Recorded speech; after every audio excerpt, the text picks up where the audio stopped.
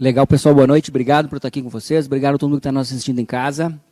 Eu quero inicialmente agradecer o pessoal da Agroefetiva pelo convite, aqui na pessoa do professor Ulisses, o Fernando está aqui ao nosso lado, deixar também o nosso abraço para o Alisson e para o Rodolfo, que estão viajando, mas a gente está presente, manda nossa lembrança à distância. E só complemento uma coisa, professor, eu gosto de falar também que eu sou agricultor desde que nasci. Eu sou filho, neto, bisneto, sobrinho, tio ainda não, primo de agricultores, então a agricultura faz parte da minha família, faz parte da minha formação e sem dúvida que isso é importante trazer como um tópico importante, porque eu quero também dizer que é uma honra estar em Botucatu, que é um lugar onde é uma referência nacional de pesquisa em tecnologia de aplicação. A gente sabe que aqui se gera pesquisa de alta qualidade, não só referência no Brasil, como também fora do Brasil. Então, é um prazer estar aqui, no Parque Tecnológico de Botucatu. E, assim como o Natan que falou anteriormente, eu faço parte do corpo técnico da Croda, que é um corpo técnico multidisciplinar, e vale ressaltar que a Croda é uma empresa inglesa, que está aqui no Brasil há mais de 40 anos, é uma indústria química que possui diversas áreas de atuação dentro da química, e temos uma atuação muito forte dentro da agricultura também, com o nosso segmento de Crop Care, Crop Protection, que é um segmento onde nós contamos com vários componentes de formulação, adjuvantes enquanto componentes de formulação e também adjuvantes prontos para uso, para mistura de tanque. Também temos trabalhos na linha de bioestimulantes e film coatings para sementes. Então, tudo isso a gente tem como experiência e a gente traz aqui para trocar uma ideia com vocês. E nós vamos usar um pouco dos exemplos que o Natan citou na apresentação anterior e traduzir isso numa linguagem mais voltada ao uso do campo. Então, a gente vai tentar fazer um mix das duas apresentações aqui. E eu peço que o pessoal coloque, por favor, a apresentação na tela para a gente dar seguimento. Aí, obrigado. E já vamos passar para a próxima, porque hoje o pessoal nos deu um desafio aqui de falar sobre pH e sua influência nas diferentes situações de estabilidade de formulação, de cauda e uso no campo. E aqui a gente gostaria de ressaltar que, enquanto Croda, nós trabalhamos em diferentes segmentos e a gente gosta muito de correlacionar o nosso trabalho dentro do processo de adjuvância. Porque o processo de adjuvância é um processo que vai desde a formulação do agroquímico até a absorção do produto na folha. Então, nós temos uma série de fatores que influenciam nesse processo de adjuvância e que fazem parte em diferentes graus e em diferentes situações do nosso dia a dia. Porém, eu ressalto que nós vamos focar mais de pH, porém nós temos uma série de fatores que são importantes e que a gente correlaciona tudo para, no final, avaliar como que o pH influencia nesse cenário. O próximo, por favor, que a gente gosta de falar também, que nós temos uma série de interações durante a pulverização. A gente gosta de falar que a gente atua muito no laboratório para preparar a formulação, para fazer a formulação bem feita, para elaborar uma formulação, para fazer a cauda, para chegar até o agricultor, ir até o tanque. Porém, durante o processo de pulverizações, são inúmeras interações que tomam parte até que esse produto saia do tanque do pulverizador, passe pelos bicos, que o Fernando vai falar mais tarde, chegue até a folha e seja absorvido. E, consequentemente, que tenha seu efeito. Então, uma série de fatores fazem parte desse processo, um processo extremamente complexo, e que nós vamos detalhar uma parte dele, que é a parte de pH. Partimos para o próximo de novo. E aí a gente gosta de falar que nós temos vários fatores e vários momentos onde o pH pode interferir dentro desse processo de pulverização como um todo, vamos dizer assim. Nós temos situações desde a coleta da água e o transporte da água que podem ter influência no pH. Nós sabemos que a coleta de água hoje é algo muito importante na agricultura. Nós sabemos que nós temos um cuidado muito grande com o uso racional e o uso correto da água e, obviamente, que a agricultura tem o seu papel importante na questão da sustentabilidade e o uso correto de água também é um tópico importante nesse cenário. E a gente gosta de falar que, além da coleta correta, nós temos o transporte correto. E muitas vezes nós sabemos que a água é transportada em equipamentos que muitas vezes são equipamentos até mesmo de ferro, e isso nós temos, às vezes, podemos ter problemas de alteração de pH, até mesmo por substâncias, até mesmo degradação da própria matéria ferrosa, da matéria metálica que faz parte desse recipiente de transporte. Então, esse aparece um ponto despercebido, mas também tem sua importância. Depois da coleta e do transporte da água, nós temos a deposição da água no pulverizador e, obviamente, a adição dos produtos fitossanitários. Sejam eles herbicidas, fungicidas, isso também vai causar uma alteração no pH, não mais da água, e sim dessa cauda que vai ser formada. Então, nós temos uma situação de pH antes da adição de produtos, uma situação de pH pós adição de produtos. E, posteriormente, nós temos a pulverização, onde nós temos esse fator da qualidade da água como sendo um fator preponderante. Vamos para o próximo, por favor. Que é onde nós vamos falar sobre qualidade de água. O Natan já tocou alguns pontos disso, e a gente vai ressaltar um pouco mais aqui, que é com relação a diferentes pontos que fazem parte desse parâmetro de qualidade, que, simplificando de maneira muito simples, nós temos aspectos químicos que podem fazer parte dessa qualidade, onde o pH e a dureza são aspectos importantes, o Natan já citou antes, nós vamos detalhar um pouquinho mais agora, e também nós temos alguns aspectos físicos. Nós temos a presença de argilas em suspensão, nós temos a presença de matéria orgânica, e isso tudo está correlacionado com o que nós falamos de coleta da água anteriormente. Então, somente para relembrar que esses tópicos são fundamentais quando a gente fala de qualidade de água para a sequência da pulverização. Vamos para o próximo. Agora sim, entrando de maneira rápida, porque nós vamos voltar depois a falar de pH. Nós sabemos que a nossa audiência que está com a gente aqui via YouTube é grande, nós sabemos que nós temos um público bastante diverso, então a gente tentou também trazer um pouco de conceitos aqui para a gente estar na mesma página todos aqui. O pH, tanto na cauda quanto na água, é relacionado à concentração de íons de hidrogênio que fazem parte dessa solução.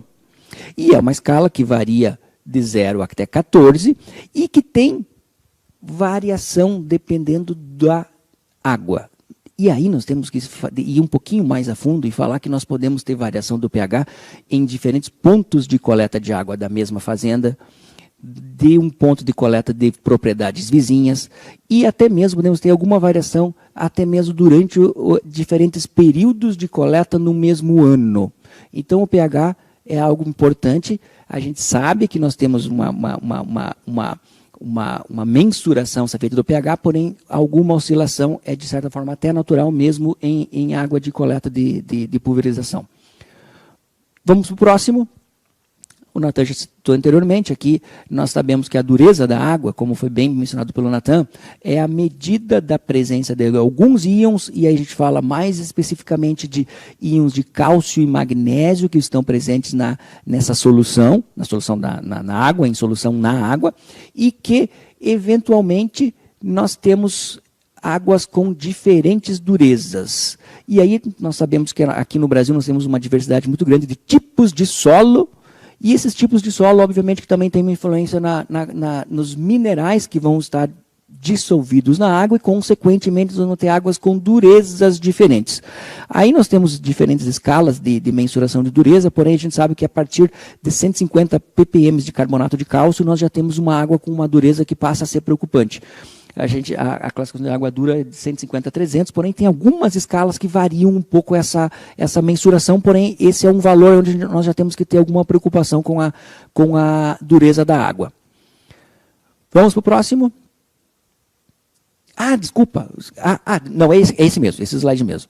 Que é o mesmo que o Natan acabou de apresentar, porém, a gente quer ressaltar aqui que nós temos em diferentes regiões do Brasil, e diferentes regiões, que tem um gráfico aqui à nossa esquerda, que fala que tem um mapa dos Estados Unidos, onde em vermelho, como o Natan mencionou anteriormente, nós temos regiões com maior dureza da água. E esses valores necessariamente são mais elevados que a maioria dos valores encontrados aqui no Brasil.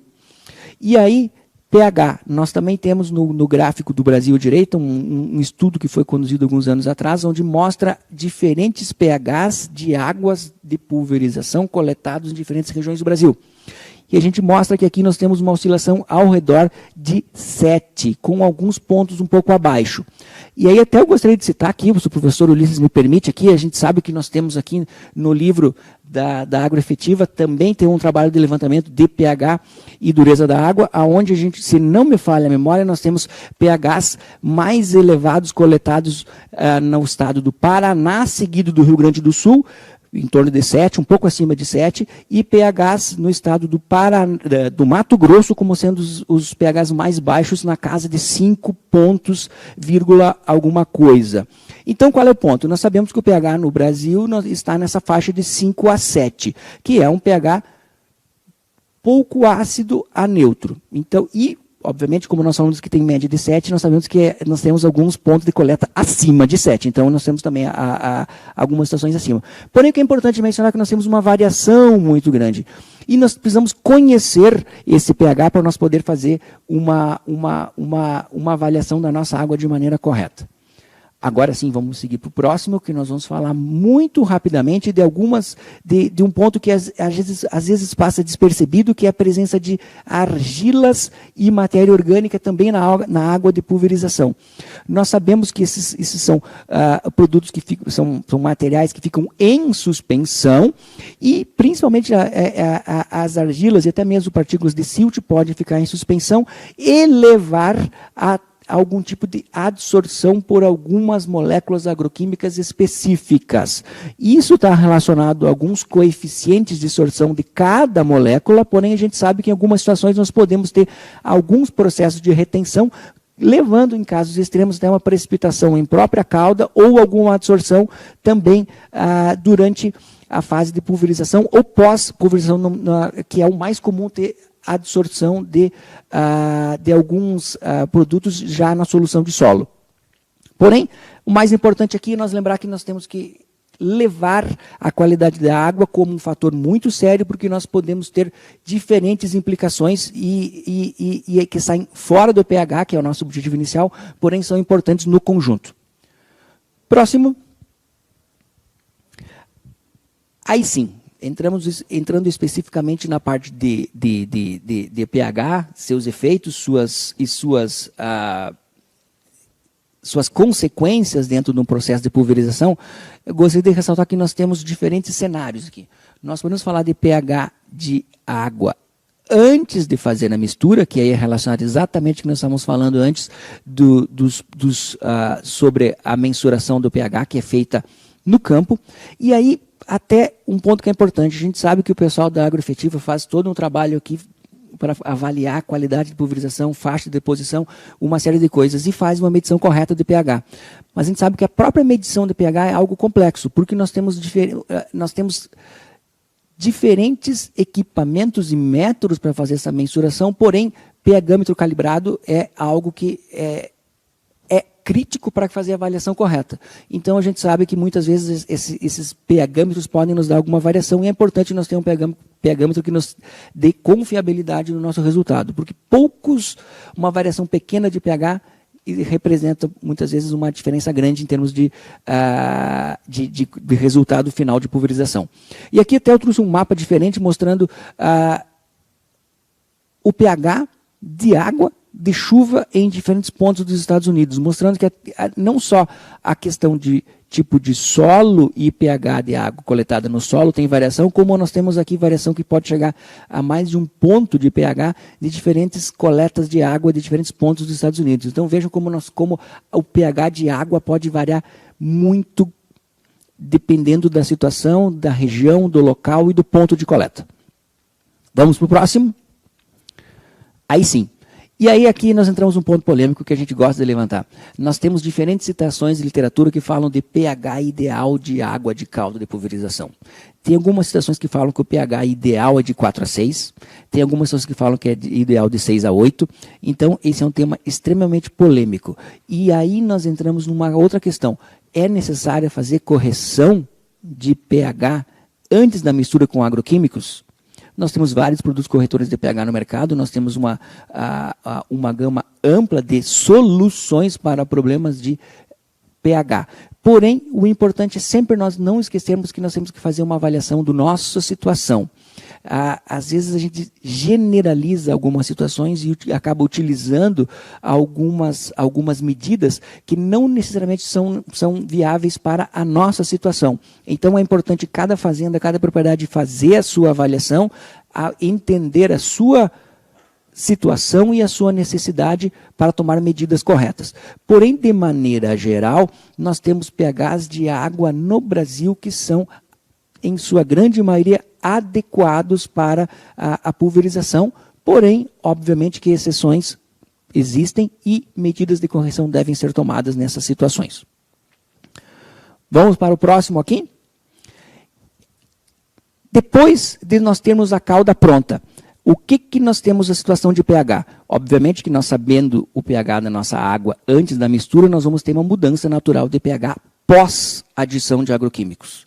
Essa adição de alguns agroquímicos pode alterar esse pH e é muito normal que altere. E essa alteração pode se dar para cima ou para baixo.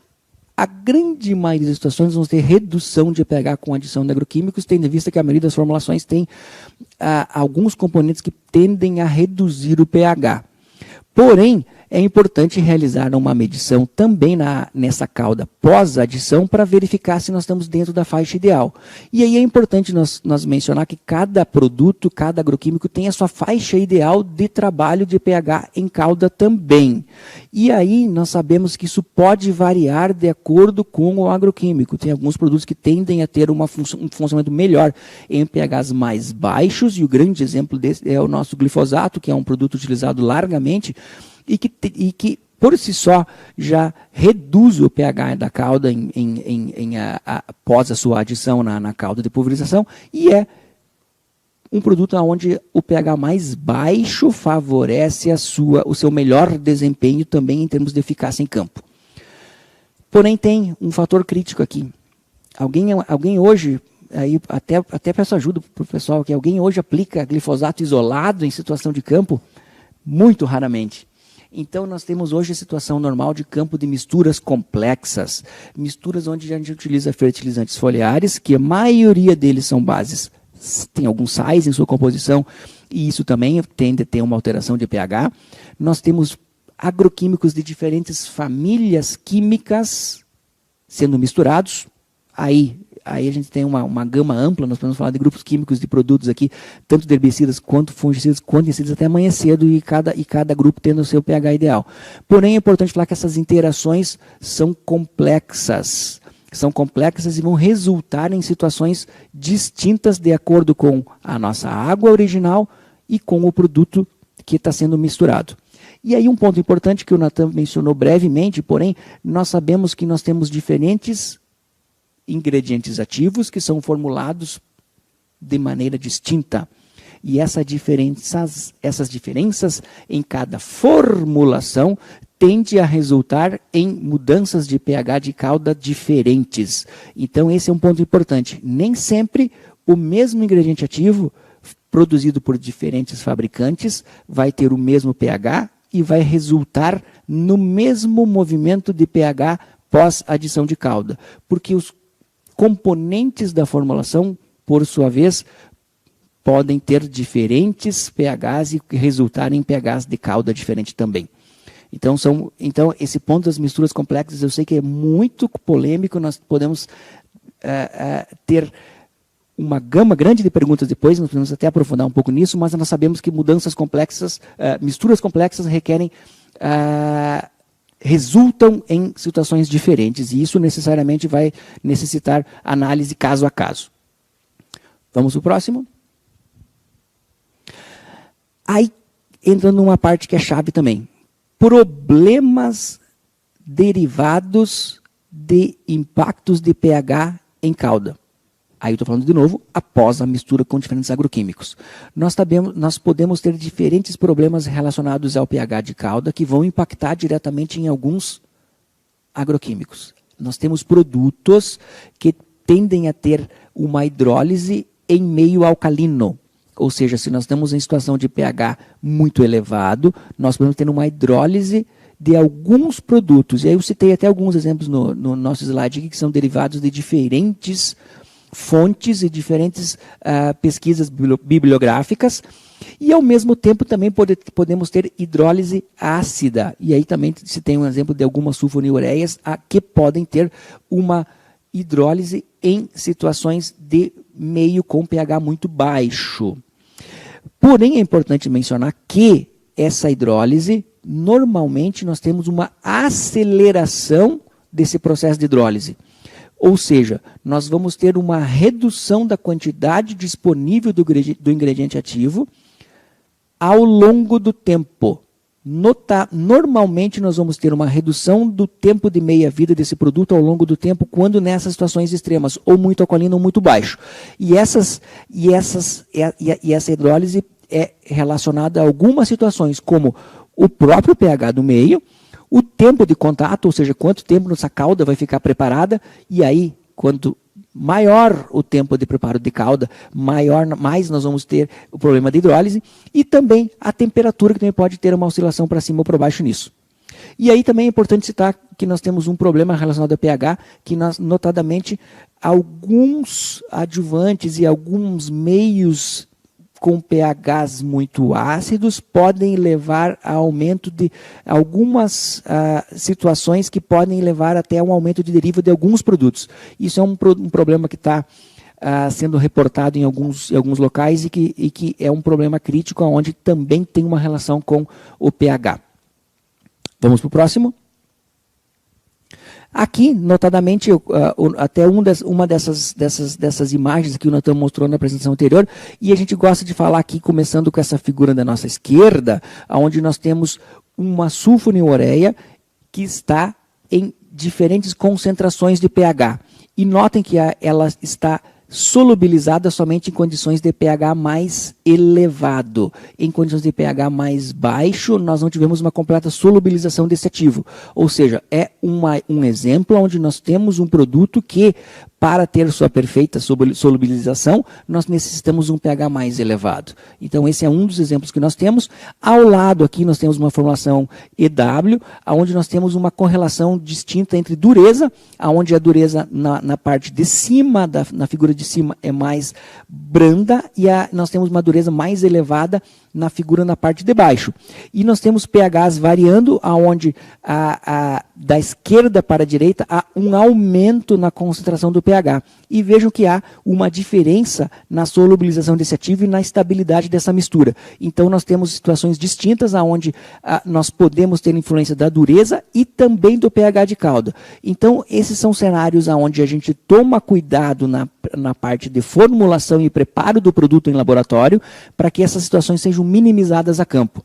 Então, esses cuidados a gente tem já desde da formulação, do desenvolvimento da formulação do produto, e que aqui nós estamos exemplificando de maneira prática que podemos ter oscilação nesse produto e nessa solubilização, dependendo ou da dureza ou do pH de calda.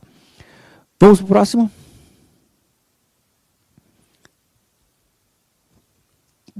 Nesse último slide aqui, a gente queria deixar, já que o nosso tempo aqui, a Milena já está me avisando que o tempo já acabou, na verdade, mas a gente quer deixar só uma mensagem aqui, onde nós temos que, para a questão da qualidade, tem uma correlação, qualidade de água, tem uma correlação direta com pH, e isso nos leva a alguns pontos importantes, como nós devemos conhecer a nossa água de pulverização, saber como ela é em termos de pH, em termos de dureza, conhecer o nosso agroquímico que nós estamos aplicando. O que nós estamos aplicando? O glifosato? Nós sabemos que o glifosato tem um funcionamento melhor em meio mais ácido, ou seja, nós tendemos a ter uma necessidade de uma redução dessa acidez.